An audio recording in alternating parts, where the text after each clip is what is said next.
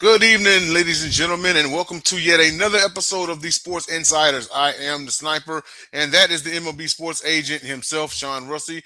Before we get started, just want to remind everyone to follow us on all of the platforms that we are on.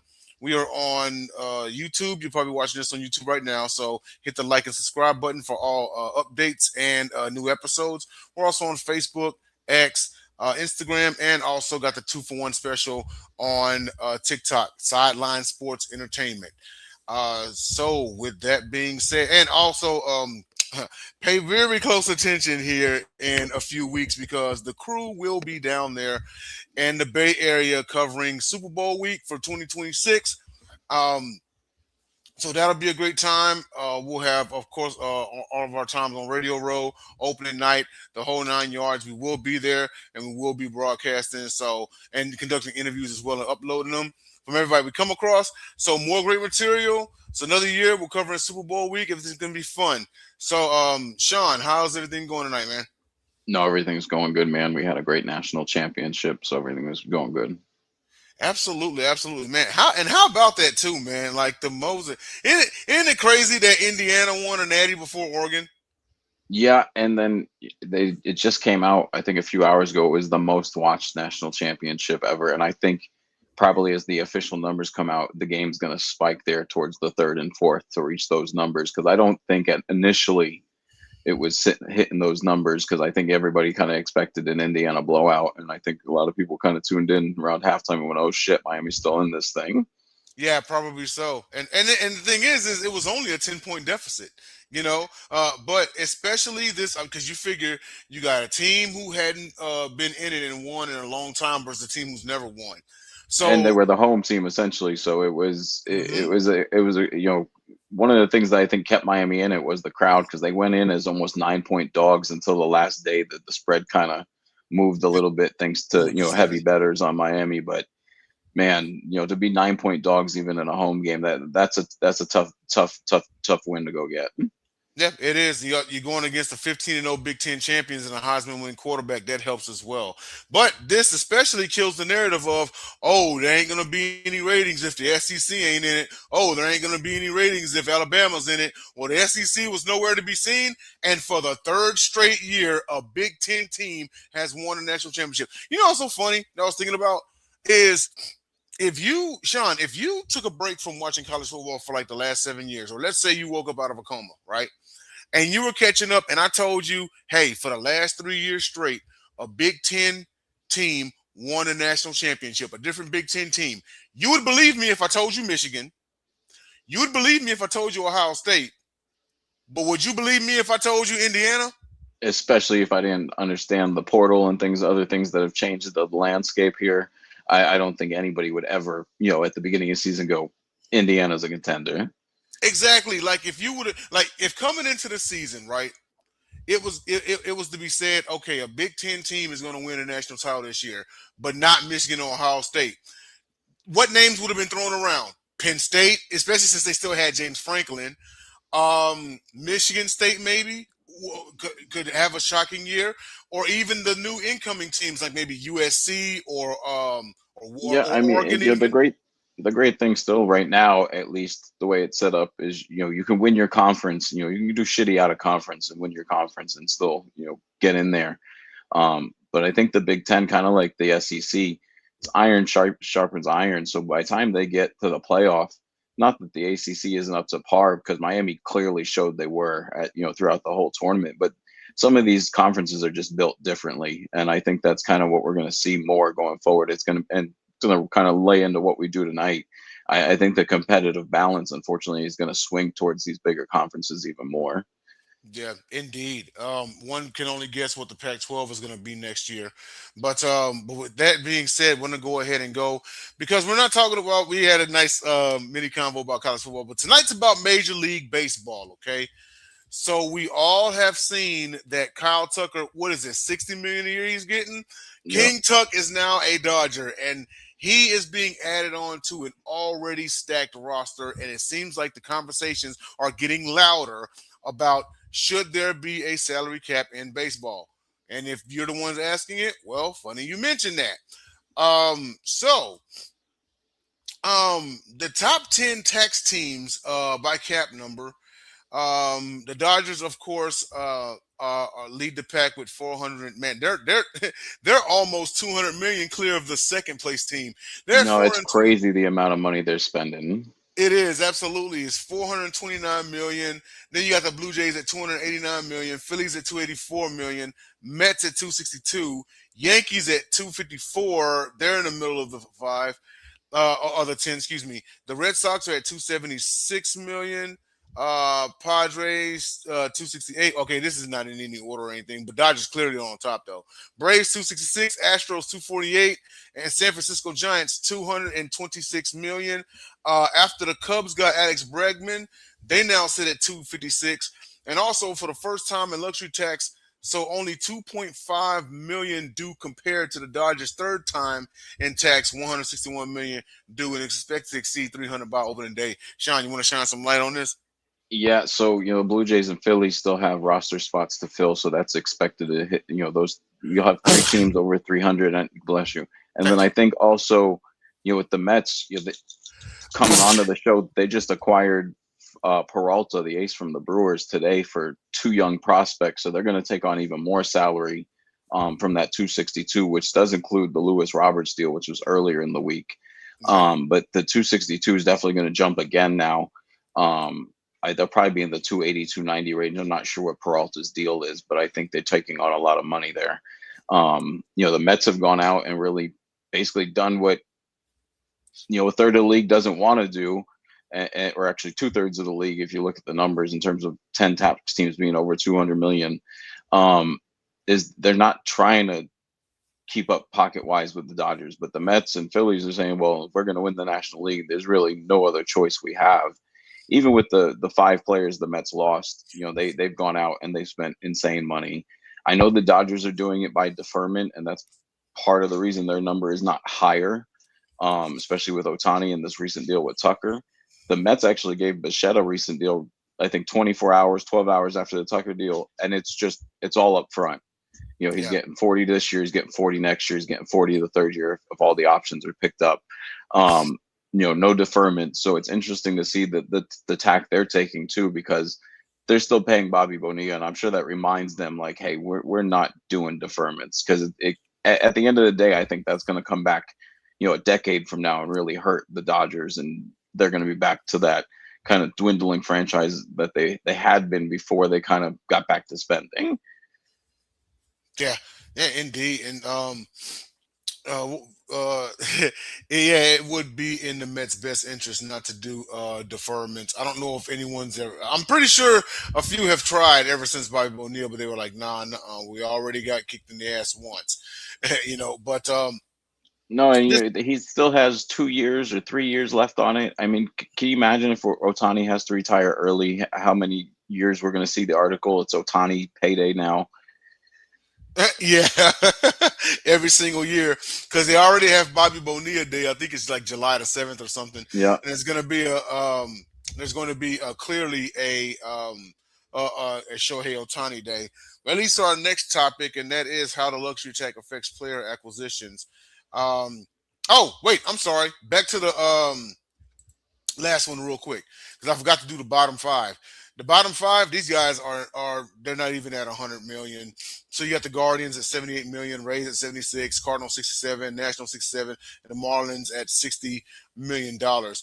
The funny part about that is one, two, three. Well, no, not the Cardinals, not the Nats, the Marlins. Yeah, three of these five were playoff teams.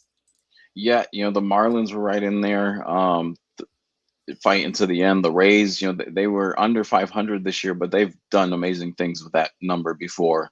Mm-hmm. I believe they were 75 and 86 or something, or 76 and 85, somewhere around there. Mm-hmm. The Oh man, Guardians obviously won their division, but really out of those five teams, you could look at it and be like, only the Guardians really had a successful year at 80 million this year. right. The Cardinals just shipped off, Nolan, so they're gonna, that number is gonna drop even further. Now I assume they'll retool here soon. But again, it's just one of those things where, you're seeing owners push back against, okay, we're going to have a 250 million payroll and have a tax bill due at the end of the season and still maybe not make the playoffs. Yeah. And I don't know, I don't think this is the Cardinals' way. I think they're kind of an outlier here because of what we've seen from them in the past in terms of success. But I think you could look at the Marlins, the Rays, and the Guardians and be like, this is kind of how they have to win. They're Mhm. not in a strong market. They've got to develop guys. They can afford a star or two, but the rest really has to be in-house development. Yeah, pretty much so. Okay, and so going on to our next topic now, finally, is how luxury tax affects player acquisitions. So you got the Mets after, like for example, the Mets after Lewis Roberts, they hit the third time taxpayer bracket. So any player acquired at this point could cost the Mets 110%. Same with Dodgers, Phillies, and the Yankees, as all are three-time luxury tax payers. But Roberts makes 20, will cost the Mets 42 million. And the owner reaction to it, owner sentiment after Dodgers acquisition of Tucker is that it will only make firmer the stance a salary cap is needed to reset the competitive balance of the sport. Now, there are some people out there, shout out to JB Ellis, who see nothing wrong with this. But keep in mind, our guy JB Ellis is a Yankees fan. He and the Yankees benefited from this in the 1990s, you know. But you got others out there that are saying like, yeah, I mean, after all, it is the only of the four major professional sports in North America without a salary cap. You figure, right? You know, so why not? But you want to shed some light on anything I just said in the second half? Yeah, I mean, and especially if you go back to when they really started spending, we'll have to do some more research for the next show. But I'm sure if you compare it for when teams actually started opening up the books, whether it was the 80s or the 90s, the Yankees have more titles than anyone in that time frame. I'm almost positive of it, and it's because Steinbrenner was willing to spend. They didn't really have a whole lot of development per se during that run in the 90s and early 2000s. Um, they acquired pieces. Yes, they had Jeter and Polanco and Riviera, but those are really the three. And then they added piece and piece and piece. I can remember Chuck Knobloch going there, David Justice going there. I think Ron Gant played there for a little bit. Darryl Strawberry. I mean, the list is long of who they acquired over the years during that run. Um, and it's not really changing now. And now you've got the Dodgers. Potentially looking at a three-peat. And I think not that the dynasty is bad for any sport. I think that's good. You're chasing a villain. It's no Mhm. different than the Chiefs in football. I think someone would have rather seen them go out in the Super Bowl and lose to somebody versus go out because of a bunch of injuries like they did this year. That doesn't really knock them off. That just means they'll be back next year if they're healthy. Um, but I think what you're having in baseball is you can really truly only compete if you're starting to truly hit this luxury tax threshold at least once or twice. And I think that's what the Blue Jays have figured out. They were not big spenders until recently. In the last 5 to 10 years, they've really spent more than they have historically, and it's the only way they were going to be able to keep up with the Red Sox and the Yankees. Not to mention, because you've got Yankees have their own network, you've got teams funneling in money to the system that other sports just don't really have. All right, yeah, and you mentioned Bo Bichette. I wonder if Bichette is the one piece that the Mets need to really get over a hump in the NFC. Excuse me, in the National League East. Already in a tough division, with I know the Braves had a down year, but they're still the Braves. You figure. Then you got the Yeah, Phillies. You got the Marlins who were very competitive this year. I know Washington's kind of Washington right now, but I mean, shoot, New Year, anything can happen. and But oh, go ahead. historically, the Marlins have always given the Mets problems, whether they're good or bad. They're the reason the Mets didn't make the playoffs this year. They knocked them out on the last day, almost. I think it was 10 years to the day that they knocked them out before. So the Marlins have a history of giving the Mets issues, no matter how good each team is. But I think the Mets did something that we talked about on a previous show with the Cubs in terms of a high amount of strikeouts to hits. Adding Bichette, adding Polanco, adding Marcus Simeon, you've solidified more hits in the lineup versus power and strikeouts. I think it Mhm. balances off Soto and Lindor. I think it also nullifies. Alonso was the best clutch hitter they've had in probably 2 decades. So that's going to be hard to replace in terms of late inning. We'll see who decides to, step up there. But in terms of filling the roster a little differently where you don't have to depend on the power, I think they've done that well. Lewis Roberts has a chance now to be protected and see what he could truly develop into. It's hard to get a judge on the guy when he's with the White Sox.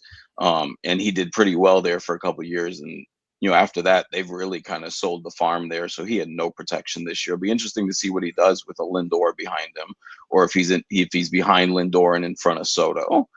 So I think they fixed that, but they've had to spend a lot of money to get there and to fix those problems.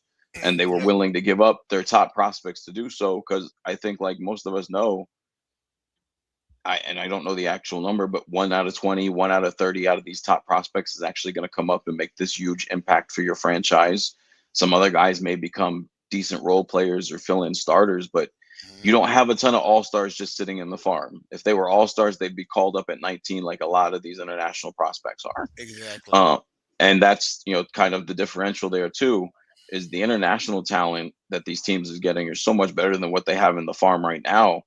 It's like, do we go to the farm or do we just go spend extra money and add to our tax bill? Yeah. Yeah, indeed. And you know what? It's like even in the era where the Dodgers are kind of buying their championship, as everyone would say, you still have teams who are willing to play Moneyball and build their roster up like that. And it because No, it's like, okay, we can get like 1 or 2 stars, right? Or we can just pretty much home grow everybody. You home grow everybody, and then we'll pay them later. You know? and we've seen it before, right? The Dodgers look like they're going to walk to a World Series here, but we've seen it with the Yankees before, where these teams eventually get a little older. The veterans have down years together. We actually thought it was happening last year before they kind of got on that run there at the end. I don't think anybody kind of saw them overtaking the Phillies in terms of beating them in a playoff series the way it was going in early August for them. But come late Mhm. September, they were the Dodgers again. Yeah. So I think it's tough when you've got the ability to have 10 million per slot 1 through 9 versus a team like the Rays, who, if they did that, would be over what they currently spend on 25 guys. Yeah. Yeah. Pretty much. And I think what's going to happen though, unfortunately, and I'm sure the players have been made aware already, is they're going to have to strap in. I don't see this not leading to a work stoppage when the CBA expires here at the end of this season. Yeah, because they're, You know, they're it's, already they're already saying the S word after the season.